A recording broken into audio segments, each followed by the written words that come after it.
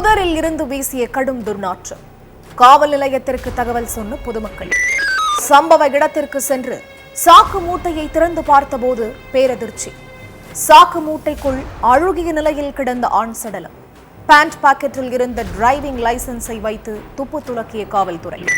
சாக்கு மூட்டையில் சடலமாக கிடந்த நபர் யார்? இவ்வளவு கொடூரமாக கொலை செய்து உடலை புதரில் வீசி சென்றது யார்? நடந்தது என்ன?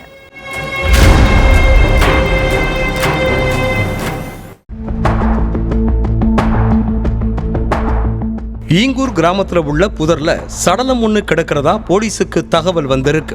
அதுக்கப்புறம் சம்பவ இடத்துக்கு போய் போலீஸ் சோதனை செஞ்சப்போ சாக்கு மூட்டைக்குள்ள அழுகிய நிலையில கிடக்கிற ஒரு ஆணோட சடலங்கிறது தெரிய வந்திருக்கு. அடுத்து அந்த ஆண் யாருன்னு கண்டுபிடிக்க போலீஸ் விசாரணையில இறங்கினாங்க. ஆனா அடையாளமே தெரியாத அளவுக்கு முகம் அழுகி போயிருந்ததால ஆள் யாருன்னு கண்டுபிடிக்கிறது போலீஸுக்கு சவாலா மாறுச்சு. செல்போன், பர்ஸ் ஏதாவது பக்கத்திலேயோ இல்ல அக்கம் பக்கத்திலோ கிடக்கான்னு போலீஸ் தேடி இருக்காங்க. ஆனா அப்படி எந்த பொருளும் அந்த இடத்துல இல்ல. ஒதுக்குப்புறமான ஏரியாங்கிறதால பெரிய அளவுக்கு சிசிடிவி கேமராக்களும் இல்ல. ஆக மொத்தம் இறந்து கிடக்கிறது யாரு, கொன்னது யாருங்கிறத கண்டுபிடிக்க முடியாம போலீஸ் திணறிட்டு இருந்தாங்க. அந்த நேரத்துல தான் இறந்து கிடந்த ஆணோட பேண்ட் பாக்கெட்ல ஏதோ வித்தியாசமா கிடந்ததை போலீஸ் கவனிச்சிருக்காங்க. அது என்னதுன்னு எடுத்து பார்த்தப்பதான் அது அவரோட டிரைவிங் லைசன்ஸ்ங்கிறதும் அவரோட பேரு ஸ்ரீதர்ங்கிறதும் தெரிய வந்துச்சு. அந்த லைசன்ஸை துருப்பு சீட்டா வச்சு விசாரணையில இறங்கின போலீஸ் அதுல இருந்த அட்ரஸுக்கு போனாங்க.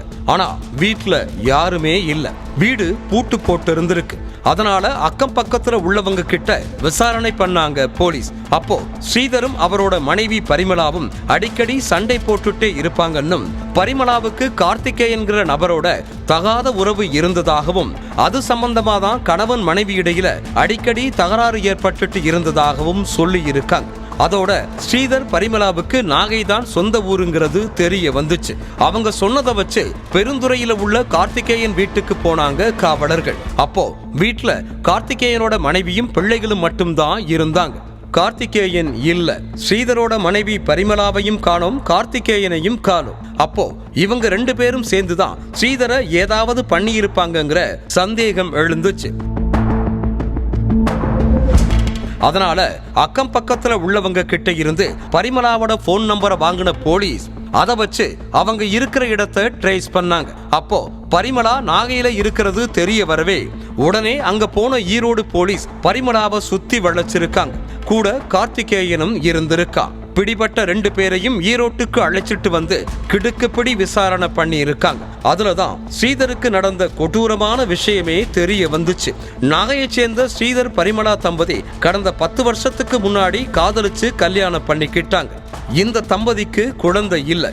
இந்த சூழல்ல கடந்த 5 வருஷத்துக்கு முன்னாடி வேலை தேடி ஈரோட்டுக்கு வந்த ஸ்ரீதர் பரிமளா தம்பதி காசிப்பிள்ளையாம்பாளையத்துல வாடகைக்கு வீடு எடுத்து தங்கி இருக்காங்க. பெருந்துறையில உள்ள பிரைவேட் கம்பெனில கார் டிரைவரா வேலை பார்த்துட்டு வந்த ஸ்ரீதருக்கு சக ஊழியரான கார்த்திகேயன் ஃப்ரெண்டாகி இருக்கான்.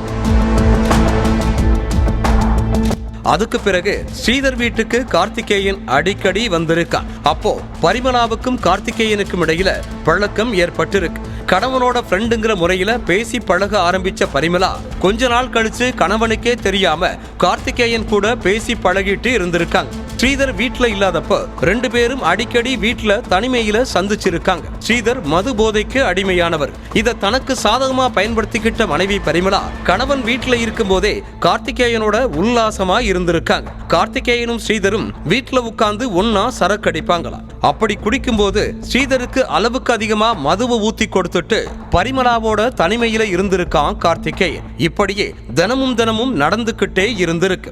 அப்படி ஒரு நாள் இதே மாதிரி ஸ்ரீதரை குடிக்க வச்சுட்டு பரிமளாவும் கார்த்திகேயனும் உல்லாசத்துல இருந்திருக்காங்க.